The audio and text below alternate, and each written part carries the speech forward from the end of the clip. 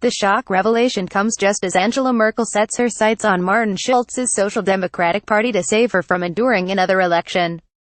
Mrs. Merkel's previous attempt at forming a government collapsed last week when coalition talks failed to reach an agreement.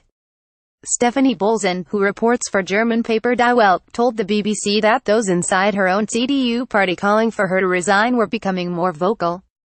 BBCThe people inside her own CDU party calling for her to resign are getting louder. She explained that Germany had not faced a political crisis like this for decades and anything could now happen. Despite assumptions that Mrs. Merkel, who continues to lead the country as interim chancellor, will eventually form a new government, Bolzen said this was increasingly in doubt. She told BBC's Dateline program even if Schulz goes into talks with Merkel, current polling shows a majority of members SPD do not want this, and they will need to vote on this. This means even if the elite and leadership want it, another grand coalition is unlikely. At the moment, Merkel is saying the other parties collapsing, but she has to be careful because there are voices growing every day in the CDU calling for new leadership.